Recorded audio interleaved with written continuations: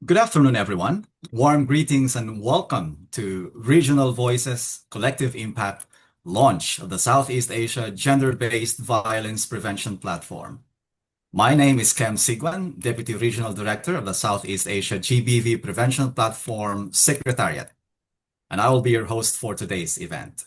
We are delighted to have participants joining us from across Southeast Asia and beyond.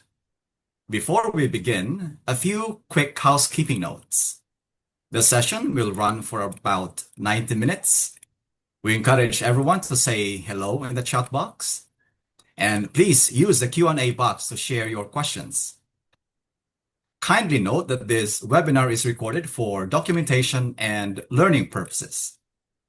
To access live translation, turn on closed captions in the Zoom toolbar. Here are the few steps on how to use closed caption in Zoom. On your Zoom toolbar, click the CC, the closed caption button. Turn on the translation toggle, pick your preferred language, and click Save. You will be able to view live captions on your screen. If you don't see the closed caption icon, please try hovering over the Zoom window or expanding your toolbar. Kindly note that while this Zoom feature is generally helpful, the captions may not always be fully accurate. We appreciate your understanding. Now, on to our program this afternoon. To officially open the event, we'll hear first from the Honourable Michelle O'Byrne, Australia's Ambassador for Gender Equality. The ambassador has pre-recorded her message. Good afternoon, everyone. It is a genuine pleasure to be here with you today to celebrate the launch of the Southeast Asia Gender-Based Violence Prevention Platform, an initiative that represents hope, collaboration, and shared commitment across our region.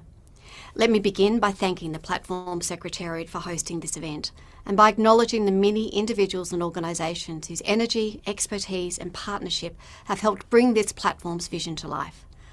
I also want to recognise the UN Joint Programme on Gender-Based Violence Prevention, implemented by UN Women and UNFPA, for its vital partnership.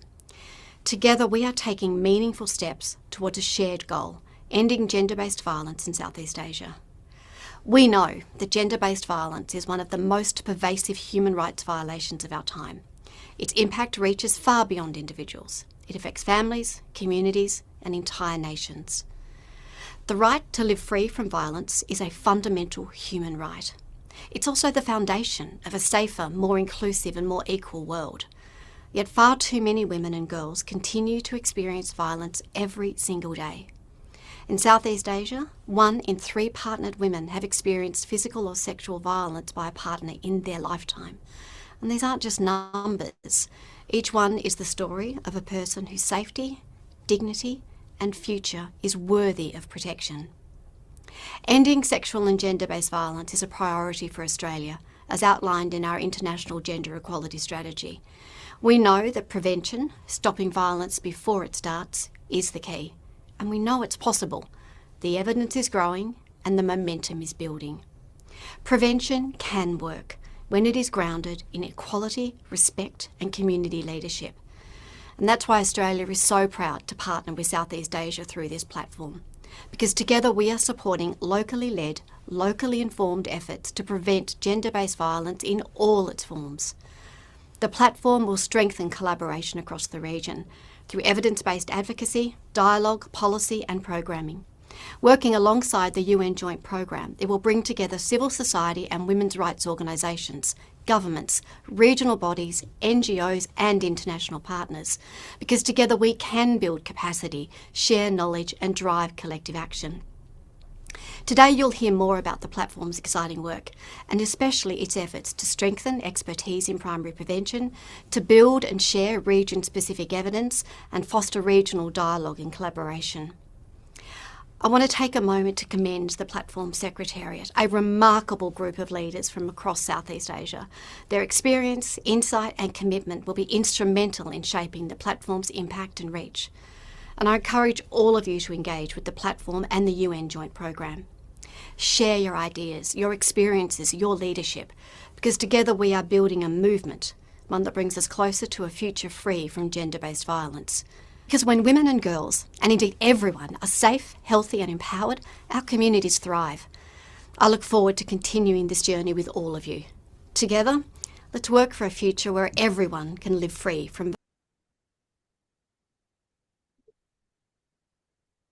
Thank you so much, Ambassador O'Byrne, for the opening. Indeed, prevention can work, especially if we all work together to build a movement. Next, we will hear from Irene Wijaya, the Regional Director of the Southeast Asia Gender-Based Violence Prevention Platform Secretariat. Irene, the virtual stage is yours. Thank you, Cam, and good afternoon, everyone. Warm welcome to Regional Voices Collective Impact, launch of the Southeast Asia Gender-Based Violence Prevention Platform. Thank you for joining us today from Cambodia to Timor-Leste, from the Philippines to the Vietnam, and across our broader Southeast Asian region. Your presence truly reflects the collective spirit that this platform was built upon. The Southeast Asia Gender-Based Violence Prevention Platform, what we call the platform, was established from a shared commitment to end gender-based violence, or GBV, in all its forms and in all its diversity across Southeast Asia. This initiative is proudly supported by the Australian government through the Department of Foreign Affairs and Trade. It is regionally led by the Platform Secretariat in collaboration with Co-Water International, Social Development Direct, and the Equality Institute. We also work in close partnership with the United Nations Joint Program on GBV Prevention in Southeast Asia, implemented by UN Women and UNFPA. Together, we form a partnership grounded in a simple yet powerful vision: that violence is not inevitable and that prevention is possible when efforts are locally led, evidence-based, inclusive, and sustained.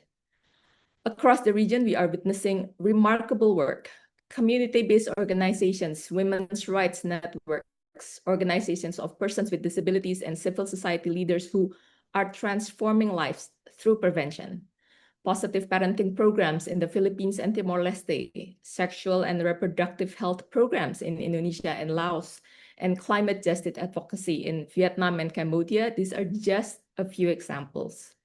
But while many of the initiatives in the region are powerful, they often remain isolated, under-resourced, and undocumented. And that is where the platform comes in. The platform serves as a regional hub, capturing, elevating, and sharing evidence of what works to prevent GBV, while connecting practitioners, policymakers, and partners to learn from one another. Our role is not to replace local leadership, but to amplify it, bringing regional visibility and coherence to the many voices already driving change at the community level. Today's launch marks the beginning of that collective journey, and over the coming years, the platform will strengthen capacity of practitioners through practical learning and co-creation, facilitate collaboration across stakeholders, and advocate for sustained investment in GBV prevention that is inclusive and grounded in local realities.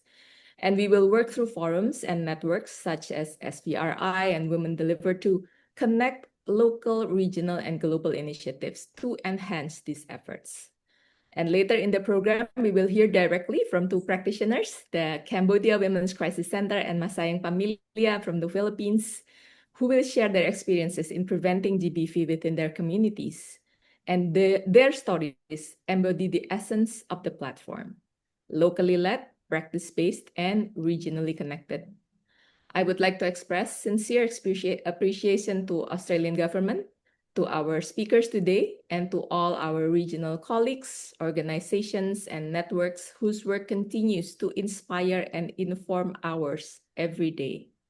To everyone today, thank you again for being part of this milestone moment. Let's continue to listen, learn, and work together toward a Southeast Asia free from gender-based violence. Thank you. Back to you, Cam. Thank you so much, Irene, for introducing us to the vision of the platform, and of course to Ambassador O'Byrne for those compelling opening messages.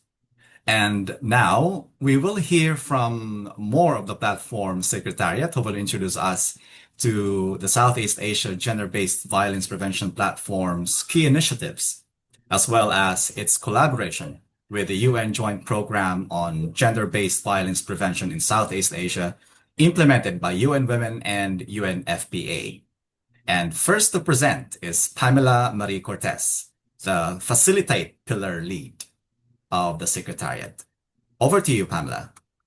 Thank you, Cam. It's a privilege to formally introduce to you the Prevention Platform.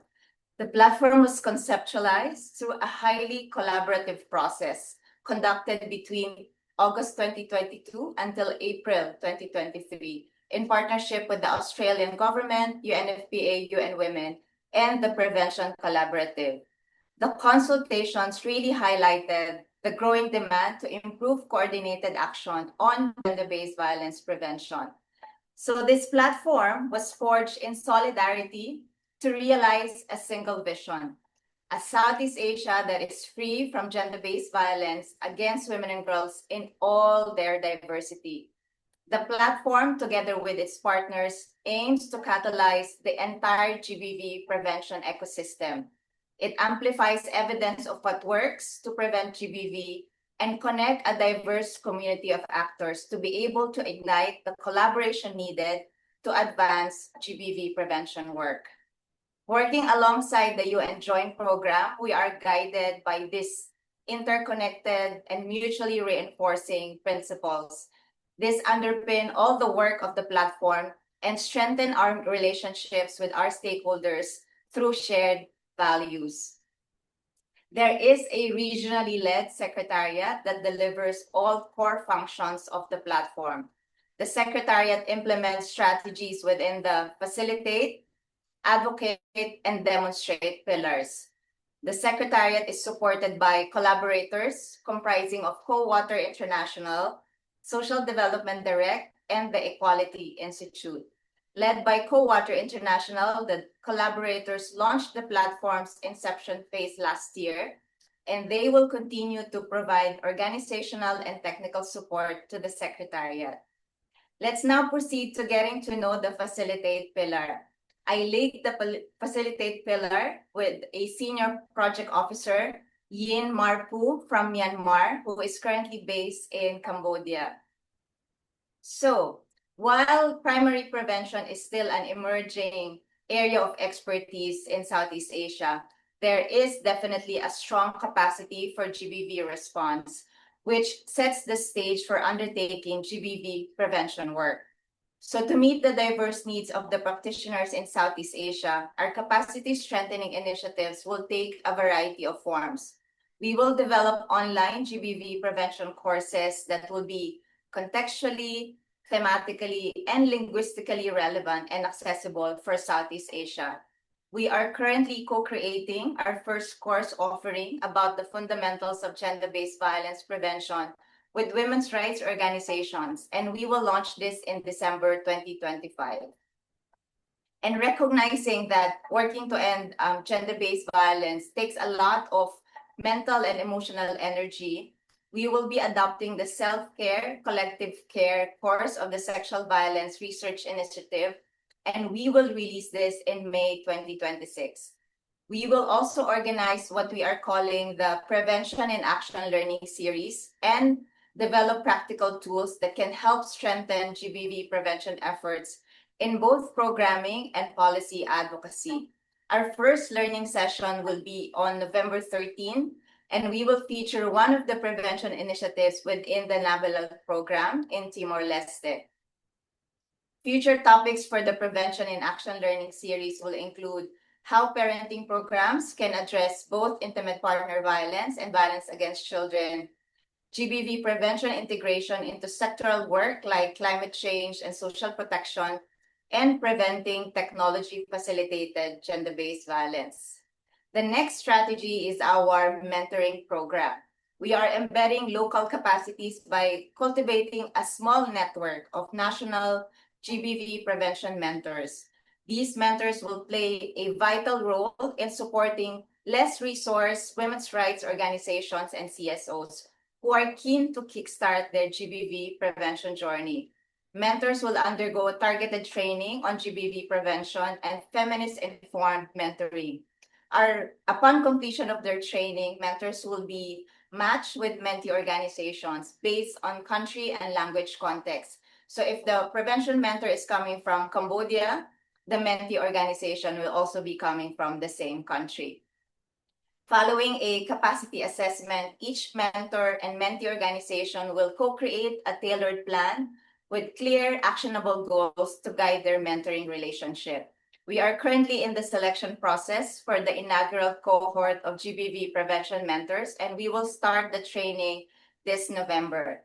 And then we have the facilitate grants. This is about providing the resources for the WROs to enable them to translate knowledge into actions. So these grants will fund the co-design and implementation of violence prevention initiatives. Depending on the country context and needs, this may include piloting innovative models, testing pathways to create models that have already shown promising results, and also adopting and testing existing models with marginalized groups such as women and girls with disabilities. So by providing financial support alongside the technical guidance, our facilitate grants aim to empower organizations to move from intention to impact, grounding their work in evidence as well as responding to local realities.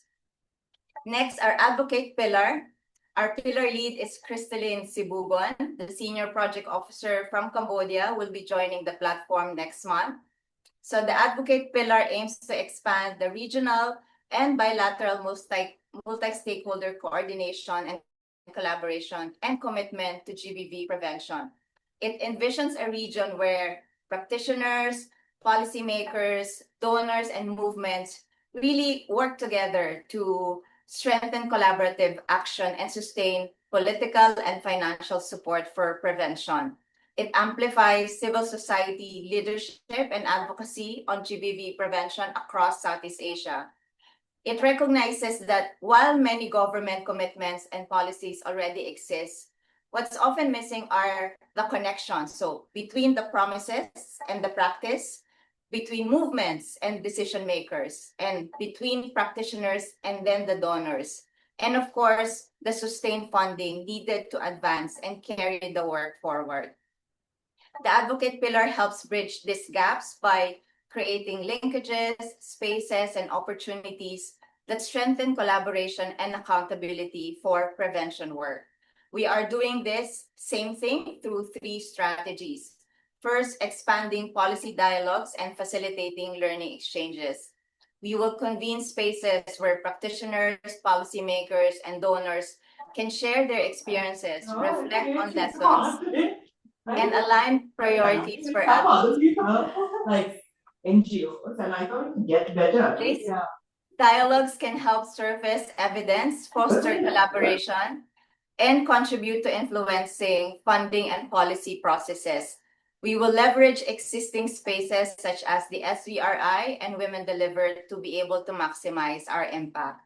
Second, we link organizations across sectors to develop a shared regional advocacy agenda. By weaving these connections, we strengthen the collective voice and ensure that locally led perspectives are visible in regional and global spaces. And third, accelerating advocacy with grants support. Through advocate grants, we resource women's rights and CSOs to implement advocacy strategies, strengthen coalition, and elevate their evidence and demands. These catalytic grants help to translate the movement priorities into concrete actions that can drive change.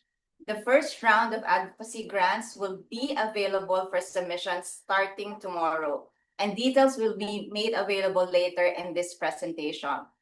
Together, these 3 strategies help transform learning into advocacy, commitment into actual collaboration, and solidarity into sustained influence for GBV prevention in our region.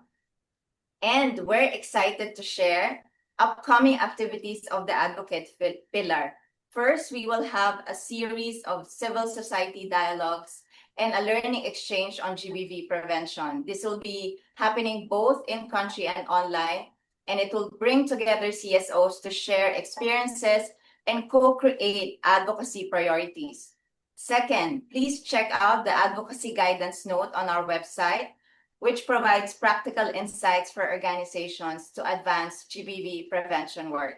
And finally, the platform will be co-hosting the Sexual Violence Research Initiative Forum happening in 2026 in Bangkok. So hope to see you all there.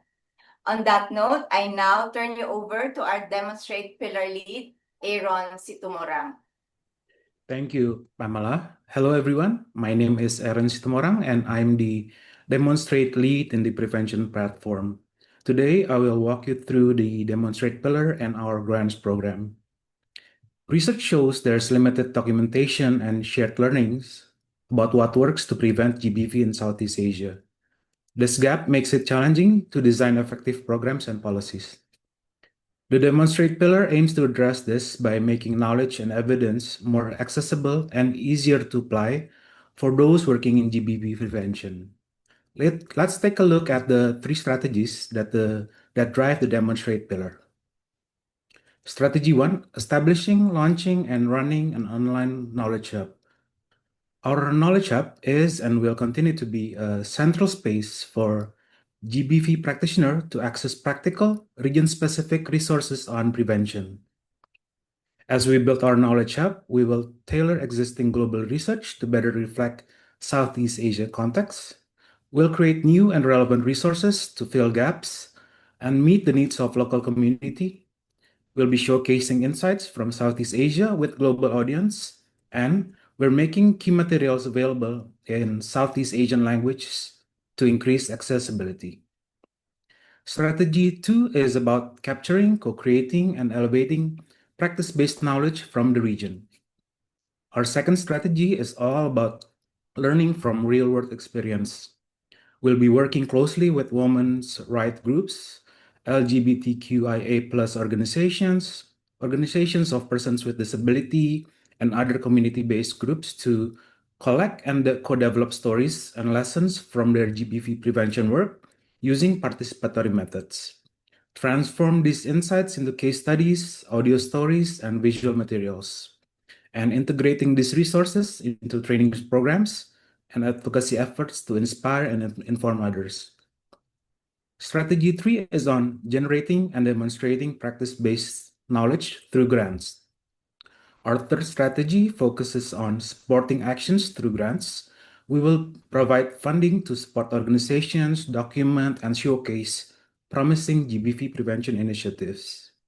Through these grants, we will support constituency-led organizations to capture and document their prevention work, share their learnings to briefs, events, and webinars, and we'll also partner with institutions to help strengthen the grantees' capacity and amplify their impact.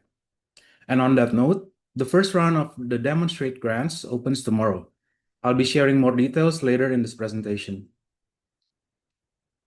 We're thrilled to announce that our Knowledge Hub is now live.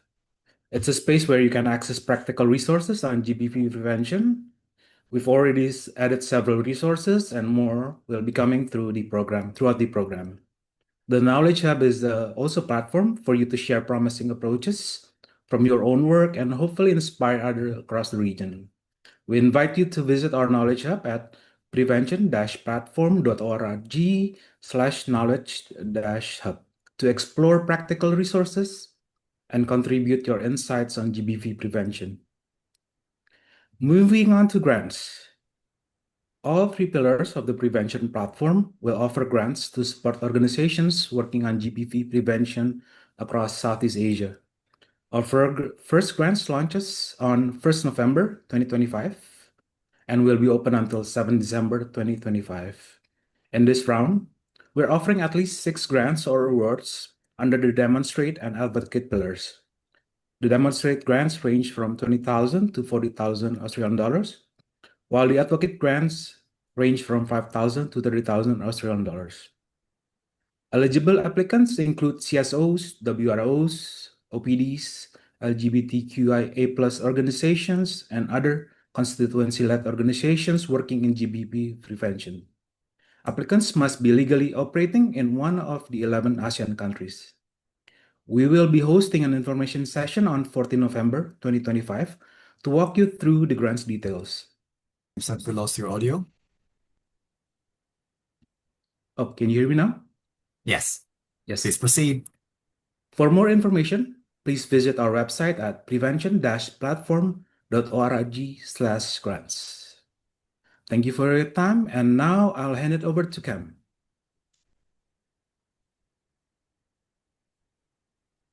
That overview. And thank you also to our audience this afternoon who are sending in their hellos in the chat box. I see that we have got friends from the Netherlands program in Timor-Leste, also from Melbourne in Australia, from Sydney. So please keep those messages in the chat box. Send us your messages. We've got someone from Myanmar as well.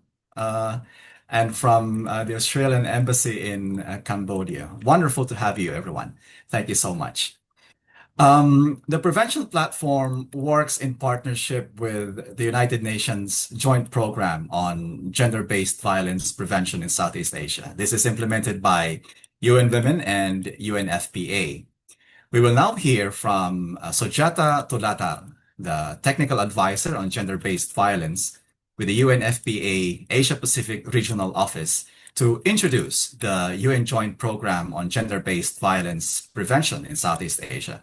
Sujata herself has been working on GBV for around 2 decades and has led initiatives addressing GBV across Asia and the Pacific, supporting women and girls in both development and emergency contexts. Hello, Sujata. Hello, Kim, and thank you so much for this wonderful introduction. Good afternoon, colleagues and friends. On behalf of the UN Joint Program on Southeast Asia GBV Prevention, it is a true honor and pleasure to join you in celebrating this major milestone for our region, the launch of the Southeast Asia Gender-Based Violence Prevention Platform. Now, as many of you know, and we've heard already mentioned today, across Southeast Asia, gender-based violence continues to affect millions of women and girls in their homes, in workplaces, in public spaces, and increasingly also online. And these, as we know, are not isolated acts, but really consequences of deep-rooted inequalities, harmful social norms, and power imbalances that we can and must be changed. And that is exactly what the platform sets out to do, to bring together regional stakeholders like many of you here today, to strengthen capacity for primary prevention, connect practitioners across borders, and scale up locally led, inclusive, and evidence-based solutions to end gender-based violence before it starts. Now, having had the privilege to be part of the core design team for this initiative, it is truly rewarding to see it come to life today.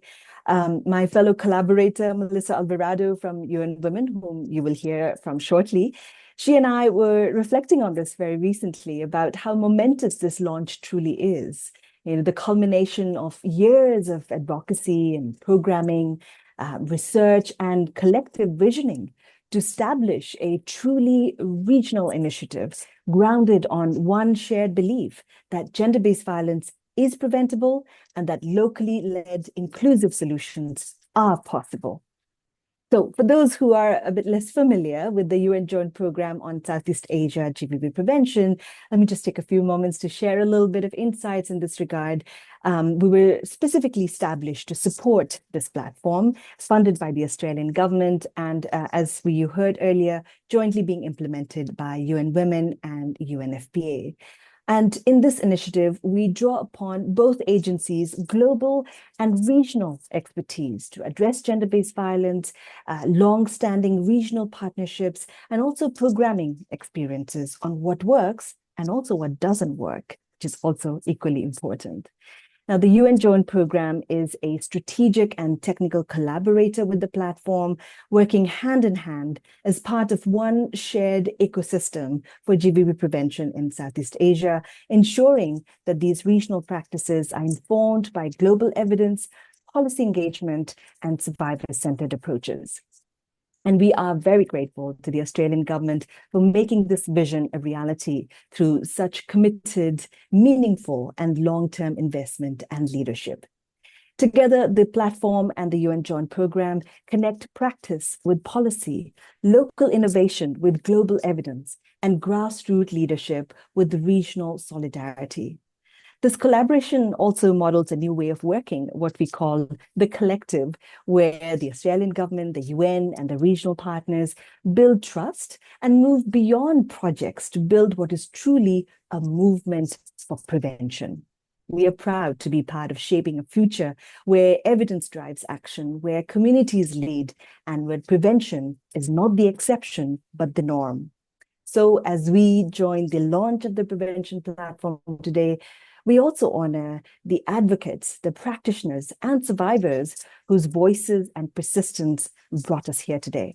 And we commit to walking this path together, linking local innovation with global evidence, and ensuring that every investment strengthens the collective and keeping prevention at the center of our shared regional agenda. Together, we can and we will build a Southeast Asia free from gender-based violence, where every woman and girl can live, work, and thrive in safety and dignity, online and offline. Thank you very much for this opportunity, Cam. Back over to you. Thank you so much, Sujata. Such a beautiful message. You gave us a better picture of how the platform and the joint program works together. And of course, thank you also for committing to walking the prevention path together. We'll now open the floor for a short Q&A to our audience, our attendees. Please post your questions in the chat box. I see that there are already a few. We'll take a few moments to answer them live, and maybe perhaps we can respond to the others through the chat. And we've got one question already, actually. First question is, why the focus on prevention? I think I can field this one to our regional director, Irene. Irene, can you take this one, please? Thank you, Cam. From a public health and human rights perspective, prevention is both more cost-effective and more ethical than relying solely on response, because every act of gender-based violence represents a preventable harm that causes profound damage to the victim, survivor, the family, and the communities. So investing in prevention, such as education, access to basic services, economic empowerment, can actually stop violence before it starts. And this creates a safer environment for women and girls to exercise their rights, to participate equally in social, economic, and political life. The second reason would be that prevention addresses the root causes of GBV, which can be ranging from harmful gender norms or power structures or systemic inequalities. And this means it's not just responding to violence after it occurs. And considering the prevalence of GBV, response alone will not be sufficient. So in this sense, investing in prevention actually makes sense. Thank you. Thank you for the question. Yes, and thank you for the questions. Thank you also for responding to that quite comprehensively, Irene. We've got another question. Perhaps, Pam, this is posted in the chat in the Q&A box. Who will be the GBV prevention mentors, and how many mentors will be selected? Thank you, Kim, and thank you for that great question. So we have been spending the couple of weeks going through the applications that were received by the platform for GBV prevention mentors. So we released the call towards the early part of October, and there was really a great strong response from practitioners across the various countries in Southeast Asia. So we are in the final stages of the selection process, and hopefully by middle of November, during our first ever Prevention in Action learning series, we will be able to announce the first inaugural cohort of GBV prevention mentors. So they will likely be coming from Cambodia, Laos PDR, Indonesia, the Philippines, Timor-Leste, and Vietnam. So watch out for that. This will be the first round. There will be 2 more rounds, and we are excited to kickstart this mentoring program, the first ever in Southeast Asia. So thank you so much. Well, thank you so much, Pamela. And I think that's also an invitation to our mentors out there. Participate in our mentoring program. I know that Sujata and Melissa, for instance, you're already mentors in the SBRI, is it? I think if we can replicate the success of other mentoring programs in other places in the region, it would be really great. Maybe final question for this round. From the Q&A box, is the online knowledge hub, will it offer online or office access? Can you tell us more about the knowledge hub, Aaron?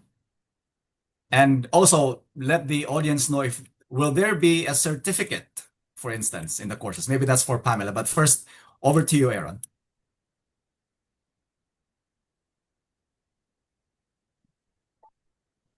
Please unmute your microphone, Aaron. Sorry. Yeah, we're excited to have the Knowledge Hub launched already. And if you browse our website, we have already several materials available at the moment. And also, we are excited to populate more resources related to GBV prevention. So those coming like from existing evidence out there that we can adapt to the region, and also filling in the gaps on missing important resources for GBV prevention. Excellent. Thank you. We're just right on time for the next segment, and I would like to thank our audience and our speakers for the thoughtful engagement. So we appreciate the questions and the interest, and also thank you to our speakers for your insights. So now we move to the panel discussion, the strengthening on GBV prevention in Southeast Asia, what works and further opportunities. The session will be moderated by Crystalline Sibugon, our Advocate Pillar Lead, and will feature Cambodia Women's Crisis Center, or CWCC, Masayang Pamilya, or MaPa, from the Philippines. This will be followed by reflections from our partners at the UN Joint Program on GBV Prevention in Southeast Asia, Melissa Alvarado from UN Women. And this conversation will explore how working on the ground, how intersectional and inclusive approaches can strengthen prevention, and how local practice and evidence can shape more effective regional strategies. Let me now invite Crystalline to take us forward. Over to you, Chris. Thank you, Cam.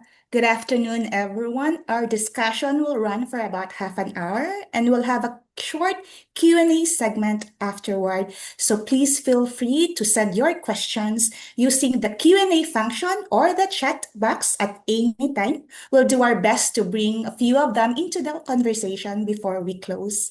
I'm Crystalline, the Advocate Pillar Lead of the platform, and I'm delighted to be moderating this conversation on strengthening GBV prevention in Southeast Asia.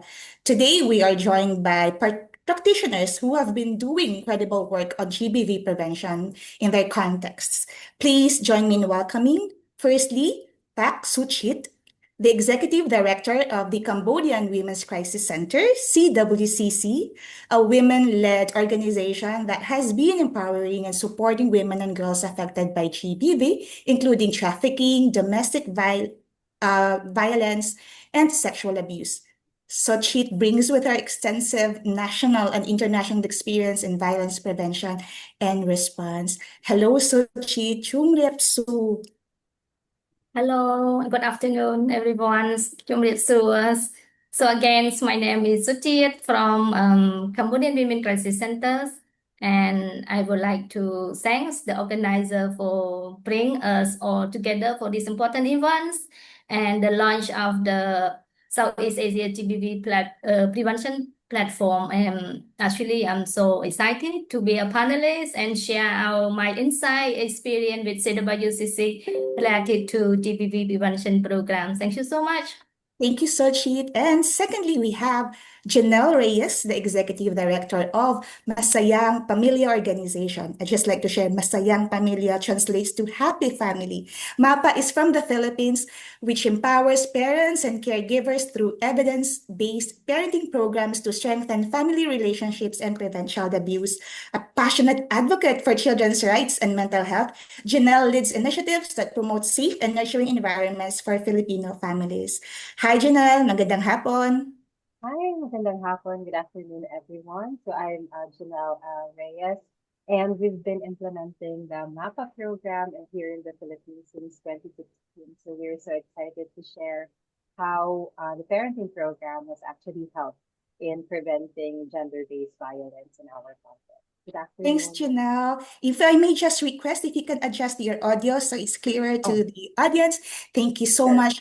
I'm so happy to have you both. I think it's also very interesting. I'd like to share this to the audience that both CWCC and MaPa is in the CSO reference group of the platform. This group is created as part of our commitment to doing locally led development, that we are creating the learning modules with practitioners on the field. So thank you so much for the commitment, like Kem said, walking this prevention journey with us. So we're so honored to have you with us in the panel. And I want to begin this panel by getting to know your work a bit more. I'd like for Sochi to start us off by sharing what GBV prevention approach or strategy CWCC is currently using. Okay, thank you so much for the question. So, as the moderator already mentioned a brief about CWCC, I just would like to add that CWCC, we implement our GBV prevention program to address violence against women and children, and particularly focus on the marginalized group, including those with disability. And the program, we aim to create a safe and supportive communities by engaging wider stakeholders, including local authority and law enforcement. So we focus on community mobilizing to end violence against women and children. And we also focus on safe migration and reduction of human trafficking. And we focus on anger management for men in combination with the skillful parenting programs, and also promoting the access to education and women economic empowerment. So we actually employ several approaches in implement our GBV prevention program, and that also connect to some strategy of the respect human frameworks that developed by the WHO and also UN Women. So the first approach is about community mobilizations that we aim to transform like attitude, belief, and norm. So mobilize community mobilizations, we involve engaging community to recognize the challenges and develop solutions to address GBV. So in this process, we include the local leaders, community-based group, such as women support group. We have men peer groups and youth group, and also individual, both women and men, those with disability, and discussion about the harmful gender attitude, belief, and norm and stereotype that uphold the male privilege and also contribute to the subordination of women. So these factors justify the violence against women and also stigmatize survivor. So by involving local authority, community-based group, we foster a sense of ownership our GBV prevention initiative and encourage participation from multi-stakeholders to ensure diverse perspective. So in this engagement, we facilitate like group-based workshop, education program for men. We have like community discussion to identify specific challenges related to GBV and also collaboratively promote change for in attitude and practices. So in this approach, we also encompass the universal prevention effort, focusing on collective action on United States campaign to end violence against women. And the second approach, we focus on an empowerment approach. So we can notice that evidence show that gender equality heighten the risk of GBV. So therefore, enhancing the resources, asset, and agency of women and girls is crucial for the preventing GBV. So we empower individual community to take control of their life and also advocate for their rights. So every stage that target group, including women and girls with disability, involved with CWCC, we they are included in decision-making process. So we implement the program that enhance the economic and also social economic empowerment. We call it social empowerment for women and also those with disability. So for example, we like establish like a self-help group, serving group, women business group to empower women and those with disability from various communities. So we use this as a platform to promote women economic empowerment, like boost self-confidence and provide training intervention, including vocational skill training, life skill development, safe space, and also small business management training for women and girls and those with disability. So we also connect, they also address issues related to GBV, including credit fraud and reporting, which is very important. And additionally, we connect this group with we call TBS Center and also employment opportunity, which is a part of the empowerment approach for women. And the third approach, we actually focus on child and adolescent abuse prevention. So preventing GBV among children and adolescents is crucial for fostering safe and supportive environment. So we apply this approach by establishing a nurturing family and ending or prohibiting corporal punishments and implementing positive parenting skill program. So we collaborate with school, community to end corporal punishment while we promote understanding and practice related to positive parenting and discipline. Our effort is like include strategic partnership at the national level. For example, with the Ministry of Women Affairs, with the Ministry of Social Affairs, Veteran Youth Rehabilitation, and also Ministry of Education, Youth and Sport, as well as at the subnational and at the community level. We focus on establishing a parent interest group, child support group, and also self-help group to empower women and children and enhance like a support network, ending corporal punishment, as well as ending violence against children. And the fourth approach that we apply in our program implementations is a right-based approach. So we apply this approach to ensure that all rights of women and girls as a right holder are recognized, respected, and fulfilled by collaborating with duty bearers. So we focus on building the capacity of community member identify as a right holder, including women, men, children, and men as well. And this empower them to advocate their right to safety and prevent of GBV in their community. At the same time, we strengthen the capacity of duty bearer, including GBV response working group, commune committee for women and children, and those responsible for respecting, protecting, and fulfilling the rights of the community, including women, girls, and individuals with disability. So this strategy of empowering women, empowering right holders by enhancing the capacity of duty bearer, which aim to uphold the human rights of women and girls.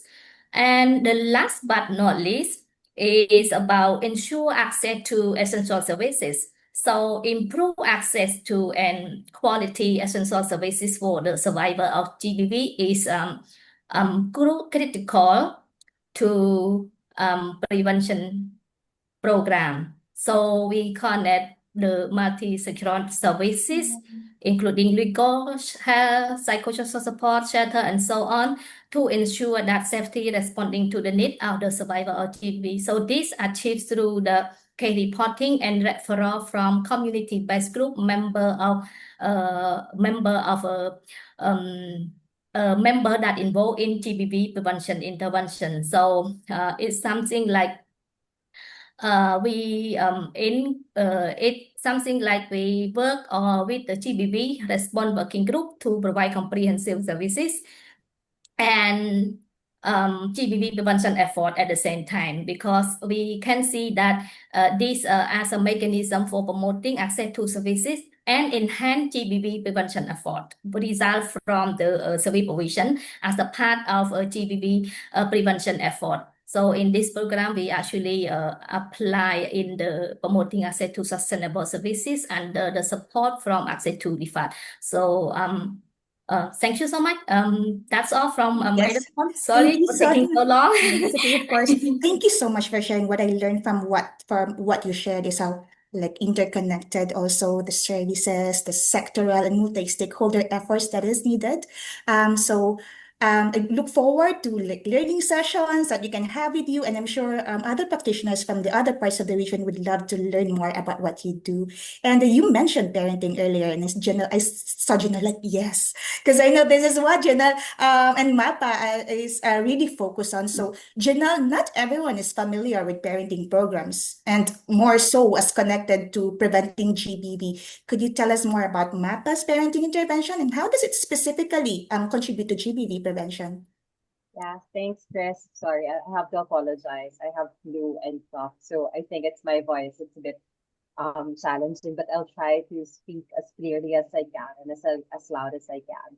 So just like what you mentioned, Chris, Masayang Pamilya organization, it actually means happy families. It's a parenting intervention program that's based in South Africa. So it's a culturally adapted parenting program, and we use parenting as a key strategy to prevent gender-based violence or GBV by promoting positive evidence-based parenting support intervention. Okay, so what does it mean? It's a lot of things. Okay, so first, we see parents as frontliners in protecting children. Okay, so children, they spend time in school, they spend time at home, but most of the time it's actually the parents, aside from the teachers, who are creating or who should be creating a safe space for children. So the MaPa program is it's an adaptation for the parenting for lifelong health kids. It's an initiative developed by World Health Organization and UNICEF in South Africa. So the original program is called the Sinubuyu program. And in 2016, we culturally adapted it and maintained the core principles, which will actually help us in reducing child maltreatment at home and also promoting positive parent-child relationships using non-violent disciplining strategies and behavior management skills for parents. Okay, so through parenting, we see that it's important for parents and families to create nurturing and safe environment so that there will be a reduction in the risk of gender-based violence. Okay, because gender-based violence, sometimes it's normative, especially in the Philippine context, as simple as calling your child, calling names, or a slight spanking, because it's not gonna harm your child. Okay, and then we prefer boys than girls because those are simple what do you call this cultural gender-based issues that are not usually tackled, but through parenting we're able to address this underlying.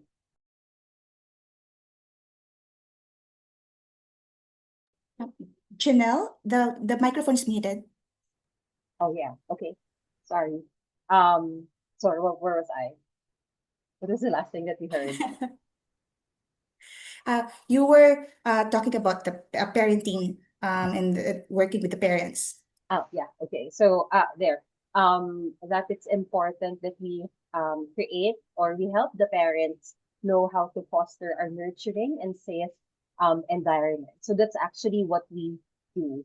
So right now we are partnering with national and local government units specifically on how to empower parents and caregivers to develop skills rather than just knowledge, but skills on how to manage the behavior of children because it is inevitable. Children behave differently. Sometimes they are negative behavior, which are normative. We also help them develop positive communication skills so that they'll be able to know how to communicate rather than use harsh or use punitive disciplining strategies. So we partner with Department of Social Welfare and Development through their program, the Conditional Cash Transfer Program of the Philippines, which is FORTIS or Pantawid para sa Pamilyang Pilipino program. which actually reach 4 million Filipino vulnerable families or at risks.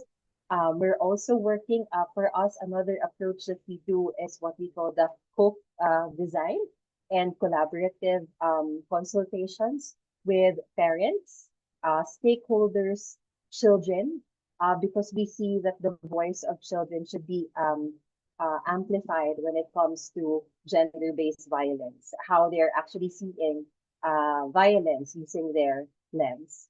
So by focusing on positive and nonviolent parenting, the Masayang Pamilya program works to prevent GBV in a way of promoting gender equitable attitudes through their skills, everyday skills that they can use in the family, like giving attention to their children, providing praise and positive instructions, knowing how to use rules and routines at home, and also the use of consequences. So by slowly changing the attitudes of and behaviors of parents and caregivers, we're able to reduce household violence, not only violence against children, but also against women, as being seen in our programs and in evidence that we've gathered every after implementation, that it's not only the violence against children that's being decreased or reduced, but also violence at home or domestic violence between partner or intimate partner violence. So Thank you, Janelle. Thank you so much for the sharing. It really amplifies the very significant role that WROs and CSOs are doing on the ground, and the importance to continuously support with investments and enabling environment, the work that you do. My next question is around inclusive and intersectional approaches. Since Sochit already discussed earlier about working with persons with disabilities, please allow me to direct this question to Janelle. For now, Janelle, you work in families in different settings, from rural to urban communities. How do you ensure relevance and inclusivity and addressing the diverse realities and making it sure that it's effective to the target community? Yeah, so that's also one of the advocacy that we have. The context is very important.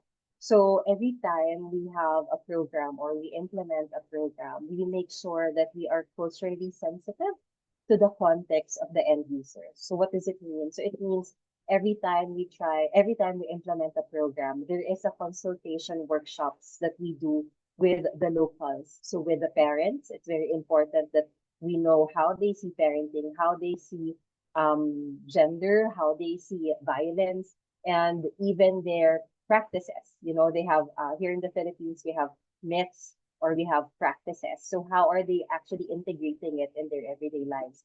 We also include the service providers because they are the ones who are working in the community and they are the ones who are actually seeing the actual reality. And we also include teens and children. So there are different ways of approaching them.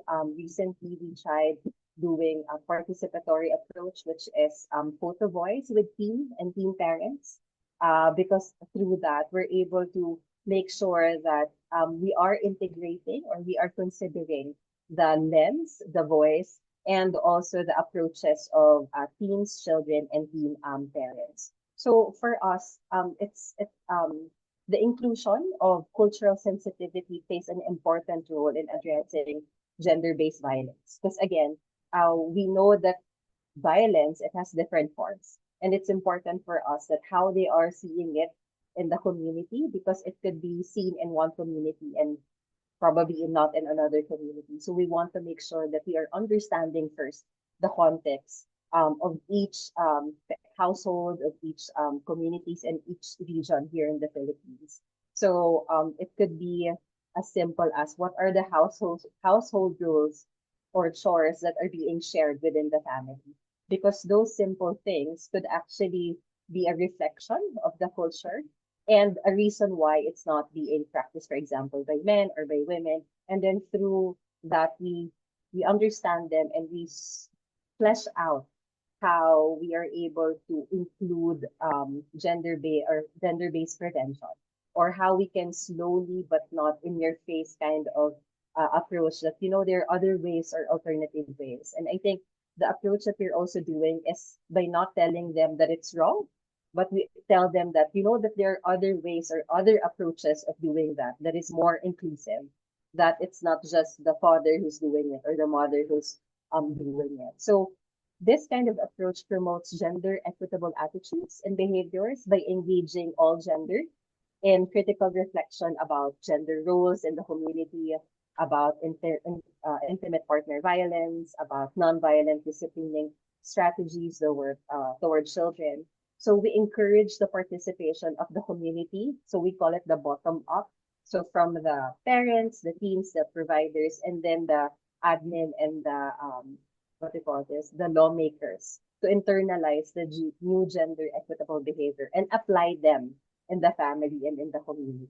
So for us, it's Go ahead. just Yes, to go ahead. that for us in our experience, that actually helped in reducing the stigma, and it's coming from the parents that we're not aware that that's actually a violation of the rights of their children, etc. But if we are able to include them in the decision making or in the creation of the program through culturally being sensitive, then that's very helpful on them acknowledging and owning the program eventually. Thank you, Janelle. We're supposed to go into the topic of role of practice and evidence. But before I ask you these questions, please allow me at this point to take this opportunity to open the discussion of evidence and practice-based knowledge. Another speaker to join us in the panel. I would like to welcome Melissa Alvarado, the Ending Violence Against Women Regional Program Manager at UN Women's Regional Office for Asia and the Pacific. She has worked for over 25 years on ending violence against women and children through strategic planning, program design and management, policy and legislation development, interagency coordination, technical assistance, and advocacy. As you remember, as we said earlier, UN Women is part of the UN Joint Program and GBV that partners with the platform, and we're delighted to have Melissa share her reflections. So actually at this point, reflection, but to start us off, Melissa, on the discussion of evidence and doing things in an evidence-based way. So from your perspective, UNJP's perspective, and drawing from your experience in the consultations and design process that led to the establishment of the platform, why is it important to ground GBV prevention efforts in evidence-based and practice-informed approaches? Thank you so much, Crystalline, and it is truly an honor to be here today at the launch of the Southeast Asia GBV Prevention Platform. It is a day we have anticipated greatly for a long time, and we extend our congratulations to everyone involved, all of our partners here today. In response to your question, I want to start by saying how much we value learning from communities for many reasons. And I'm going to speak just a little bit about that, and then I'm going to tell you about how our understanding of prevention has changed over time. So around the world, much of what we know about what works in prevention comes from thanks to the leadership and the interventions that are rooted in communities, in families, in peer groups, in the everyday realities of people's lives. We've learned that in order to prevent violence, we really need to work closely with communities, as we've just heard from the two speakers before. It has to be shaped by local customs, languages, and beliefs that influence who we are and how we behave. So our work really needs to be very closely grounded in community level work. And we know that local organizations are showing us every day what works. As we've heard from our speakers from the Cambodian Women's Crisis Center and MaPa, they've given us examples about some promising practices that we're seeing globally, as well as in this region, where stronger evidence is showing us that when we work in schools, in places of work, in communities, this is what's helping to shift norms, to allow people space to question gender inequality, to question discrimination against women and children, and to question the acceptance of violence, which we just heard about as well.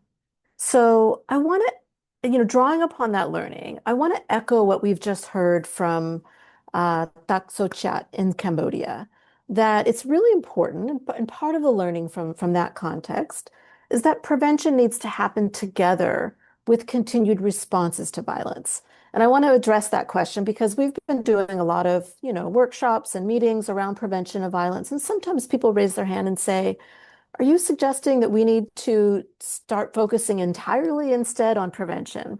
So I want to, in case anyone's thinking of that question, I want to just say, we understand that it's incredibly important that we continue to respond to violence and expand our efforts there. We're not done with that agenda. Response to violence still needs investment and it needs attention. There's lots of unmet need there, but bringing in a focus on prevention is a complement to what we're doing to respond. So I just wanted to say that up front. I also want to acknowledge that the community efforts to prevent violence are really starting more and more to inform national strategies by offering models that governments can adopt and support, can in fact fund in some cases.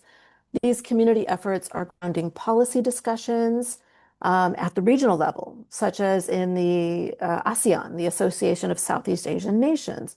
ASEAN's got ongoing work and a regional plan of action on ending violence against women. And as they shape the next 10-year plan, there's a lot of conversations happening about prevention. I think this is really coming from a growing appetite and knowledge that's emerged on prevention of violence. So we have, community leadership and the leadership of grassroots organizations and women's rights organizations to think for that. I want to acknowledge that for many, many years, those of us who've been working on ending violence against women understood that it would take generations for us to see an end or a reduction to violence. And we are impatient.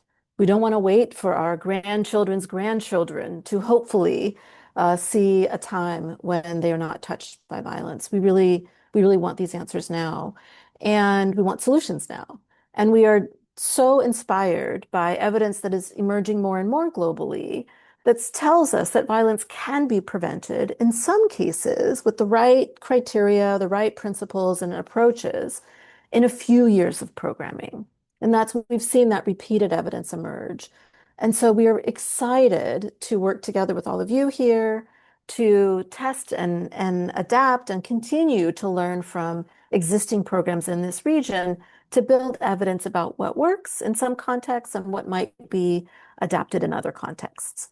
I want to mention that several years ago, over a decade ago, 4 UN agencies worked together, again with support from Australia, to launch a program called Partners for Prevention. It was a UN joint program in Asia.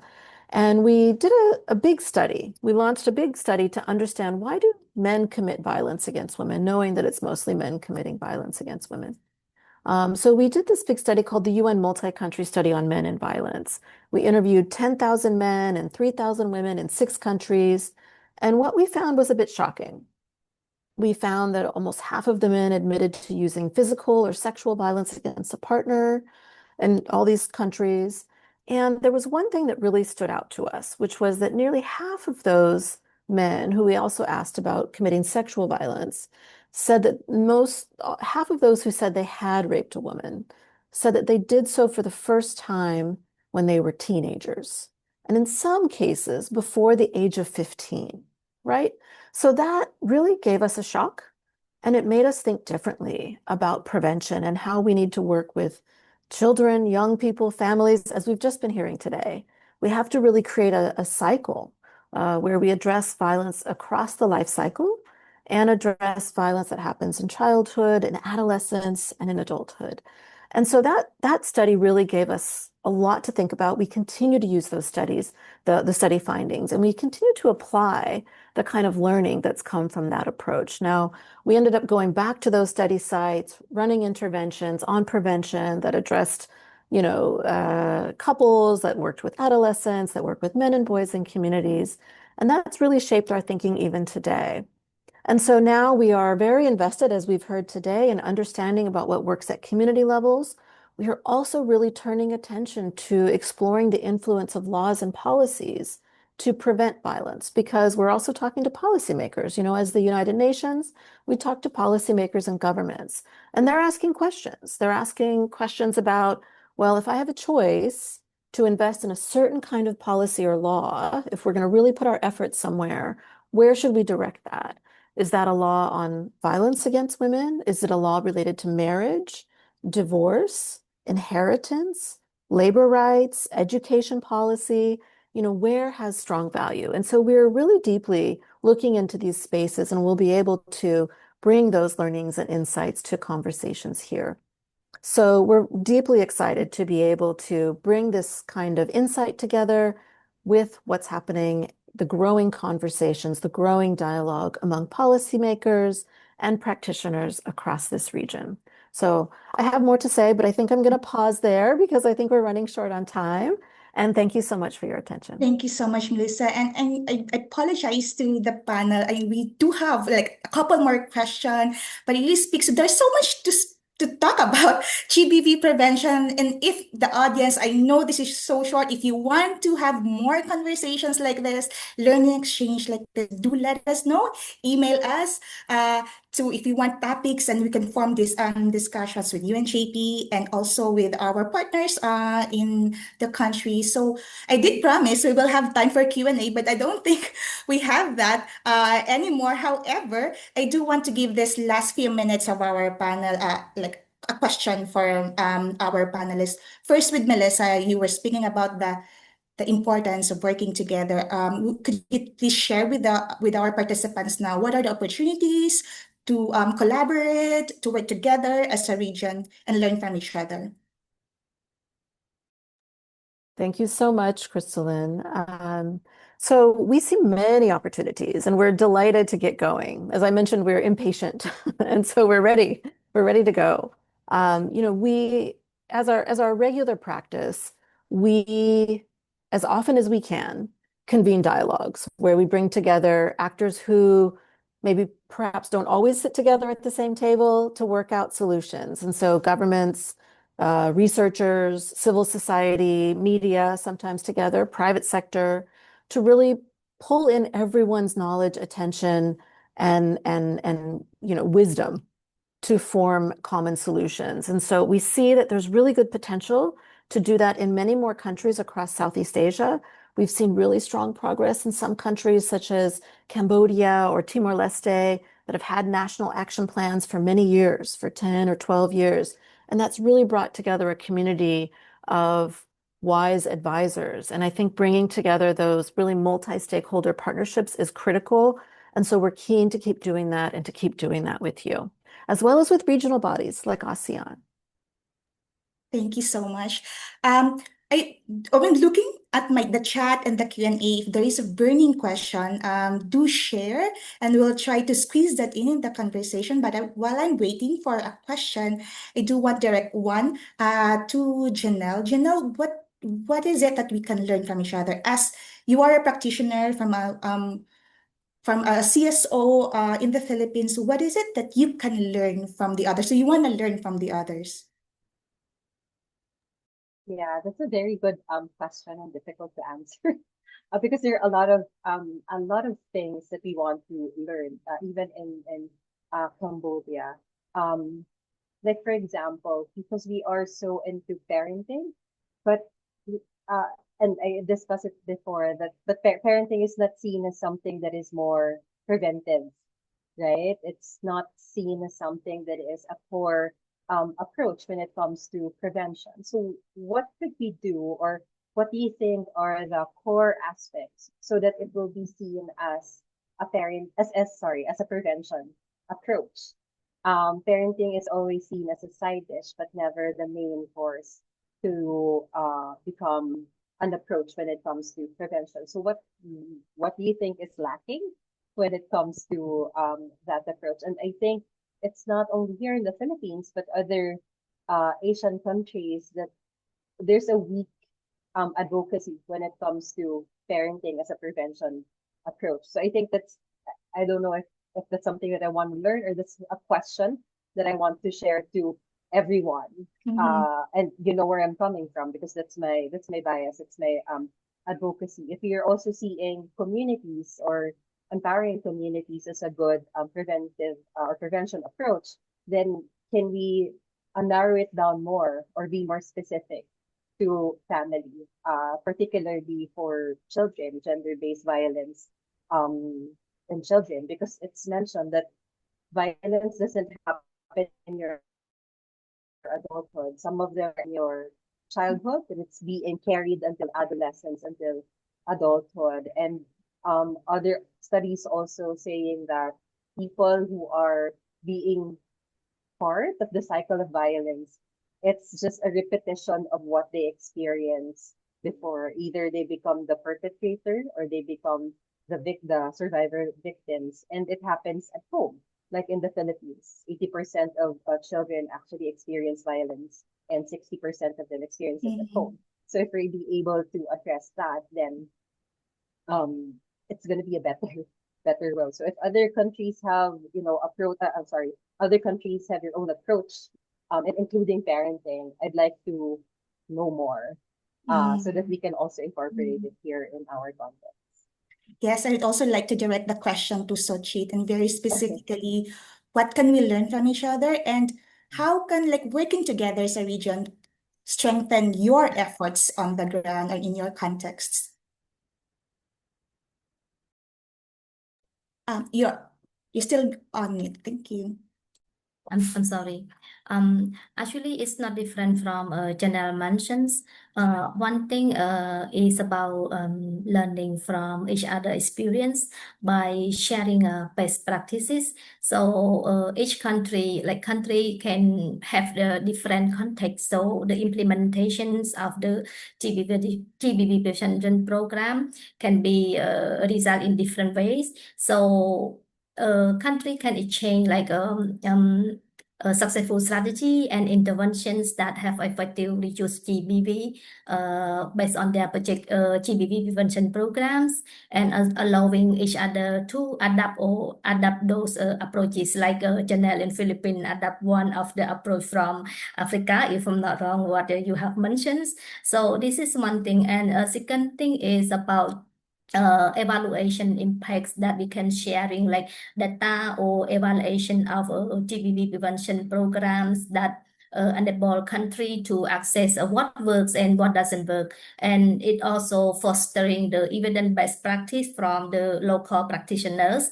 So we can using practice-based learning to inform our work, and also from the evaluation or from the research to influence our practice. So it's something like we can adjust strategy aligned with the need of the program based on the practice-based learning.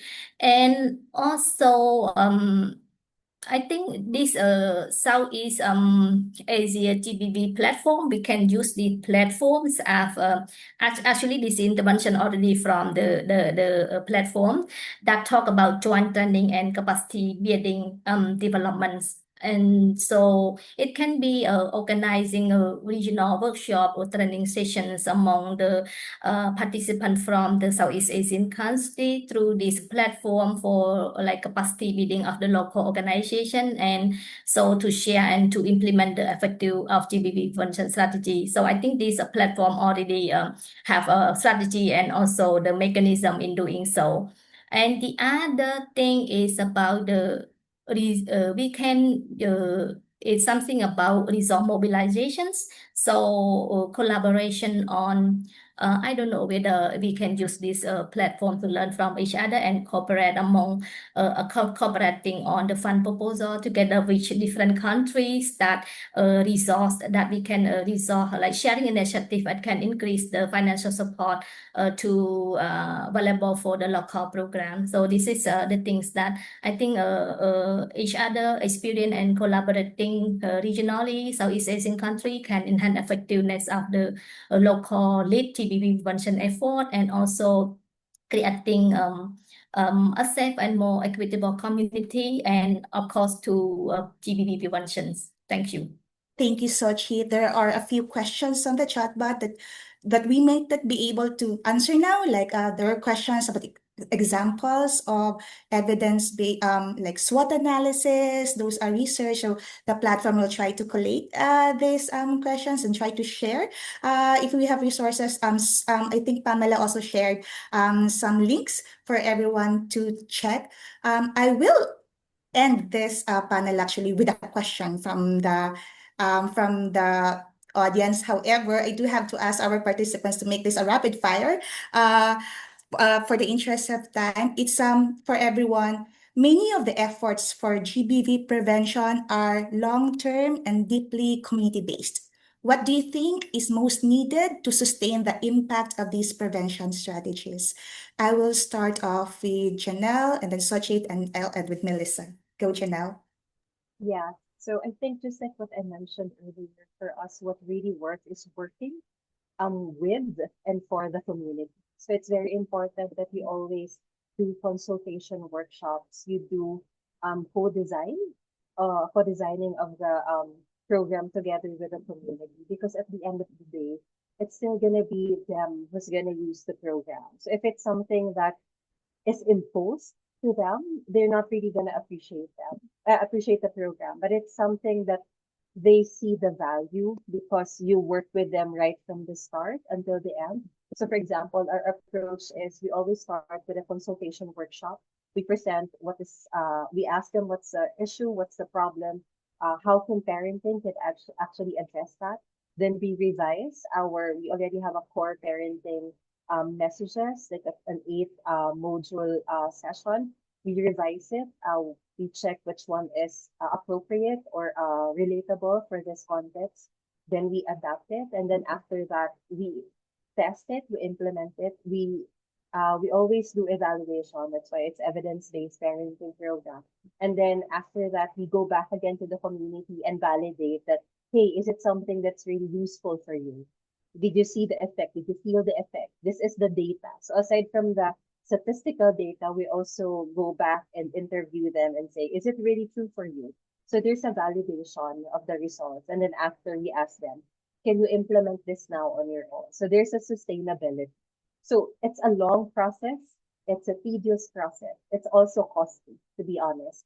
But if we want something that is more relatable, more effective, more feasible, we really need to work with and for the community. Thank you so much, Janelle, and thank you for joining us in our launch. I go over to Sochit. Okay, so I think one is about the implementing the evidence-based practices, so including documentations, evaluation, and feedback mechanisms. So of course, and this is from the consultation and the participation from the community member. So it is crucial for us for continue the improving program implementations on GBV preventions, and also gathering feedback from the community, allowing our ongoing evaluation and adaptation of our program, and especially ensuring that the program is remain effective and responsive to the changing needs. And for example, like engaging stakeholder and especially community member or community-based organizations through organize a focus group with diverse participants, including survivor and also community leader and practitioner, and facilitate in-depth discussion about their experience and suggest from their experience, and also share like local success story and evidence-based effective practice that we can inspire and motivate the community to community-based organization to implement a similar strategy. So, and also using these evidence-based practices inform the policy developments, and also ensure that decision making that are grounded from the real experience and challenges by the community themselves. Yeah, thank you. Thank you. Thank you, Sochit. Thank you, Janelle, not only for joining us in the launch today, but actually joining us as a CSO reference group for the platform. We look forward to working more with you in the coming years. And to ask the closing words for this panel with Melissa. Melissa, what is it that we need to sustain the impact of these prevention strategies? And I see that you have good news on the chat that you'd like to share to everyone. Yes, I had to just share the link to the UN Trust Fund call for proposals, which is open right now. I know the Cambodia Women's Crisis Center is a recipient, a long-time recipient of the trust fund grants, and please consider, read the call in case you see yourselves in that proposal opportunity. But in response to your question, what can help sustain change? I think that I want to say three quick things. I want to say, number one, having the vision and bringing everyone into that vision, I think pays. I think it really matters to create a common vision that the police see themselves in, that prevention is possible and that they're part of it. That yes, different government agencies, but also faith-based organizations, sporting organizations, definitely education, and private sector, media organizations. If we all are in this conversation together and see what's possible, see that, and have a build and arrive at a common understanding that prevention is possible and that we are part of that, we are sort of ingredients in that recipe, then I think we can get there. I've heard private sector who are really investing, companies who are investing in prevention, both within their own workforce and externally with their customers. I've heard them say, my country has a policy. They have a plan on ending violence. And we see ourselves as part of that plan, part of that solution. So I think it's about crafting that vision and bringing people into it. And then working with institutions. I think that's critical. We can train a lot of people, and that's necessary. But the more we can institutionalize that and make that standard across the institution, across years, that's better. And then, of course, I mean, just echoing what my colleagues and fellow panelists have said, is bringing the evidence. I think we have to have the evidence, because we can have wonderful feelings about the great work that we're doing, and we can communicate that. But in order to really be able to say, this is a proven approach, this is why it works, here's what's not working so well, and that we should shift if we're doing another phase or another round, that really matters. And I think that helps us drive investments towards approaches that are more effective. And I think we'll be able to get better investments in this type of prevention work that we want to see more investments in. So thank you so much for the question. Thank you, Melissa. And as the platform, we certainly hope that we contribute to that, in that elevating and capturing that evidence and amplifying the story of the region, and supporting the practitioners and all the other sectors into bringing that vision and that dream into life. So thank you so much to our speakers, Sochit, Janelle, and Melissa, for sharing your valuable experience and insights, and to everyone who joined us today for your engagements and what you shared in the chat. Today's conversation reminded us that preventing GBV takes collaboration, connecting evidence to practice, local realities to regional actions and beyond, and individual organization efforts to collective power. We hope this is just the beginning of deeper conversations and partnerships through the Southeast Asia GBV Prevention Platform. Please stay connected with us through our website and LinkedIn page. We also shared the websites of our partners, so do check them out as well, and the resources where you can find us, website and LinkedIn page for updates, opportunities, and learning resources. Thank you once again, and we look forward to working with you to advance GBV prevention across the region. And now we hand over back to Kem for the remaining of the program. Thank you so much. Thank you so much, Chris, to all our speakers, panelists, and participants for being part of today's regional launch, and to our audience for staying with us until this very moment. So please, we ask our audience, hit the react button, give our speakers some heart or clap reaction or some celebratory reactions. And thank you so much. We have observed a high level of engagement from the audience with numerous questions submitted through the Q&A box. While we have addressed many of these via the chat, we will try to respond to all remaining questions in the Q&A as well. Such rich and grounded insights. I think our speakers this afternoon will agree that we may actually need another webinar to dive deeper into some of these areas. So please continue to engage with us. Visit our website, prevention-platform.org, and watch out for our socials. You can share your stories on prevention practice. Your experiences matter. They inspire, inform, and empower others. Apply for our grants. If you have an initiative that promotes GBV prevention and within scope, we want to hear from you. As Aaron informed us earlier, applications for grants are open for submissions from tomorrow, 1st of November. Access our knowledge products. From toolkits to research briefs, we are curating resources to strengthen prevention work. Follow our social media accounts, stay updated, join the conversation, and help spread the word. We are now on LinkedIn and we will be expanding to other social media sites. Join our webinars and dialogues. Mark your calendars for the Prevention in Action Learning Series. Our next learning session is on the 13th of November. Apply for our mentoring program and learn from experienced practitioners, or be mentees or mentors. Sign up for our GBV prevention learning courses coming this December, so you can equip yourselves with skills and knowledge to lead change in your communities. And before closing, we would like to honor and acknowledge our collaborators, people who worked hard and still working hard actually to bring the platform and the Secretariat to life, and our colleagues from Co-Water International. So acknowledgement to Trina Hawley and Caitlin Poole, our team leader and deputy team leader during the mobilization and inception phase. Trina is still our Co-Water Program Director. Also acknowledgement to Gemma Ferguson and the whole team of Social Development Direct, our technical partner. And to Bettina and Ruth Carr of the Equality Institute, our strategic communications partner. Huge thank you to all of you, our collaborators. And to Excited website, prevention-platform.org is now live. So explore resources, updates, and opportunities to get involved.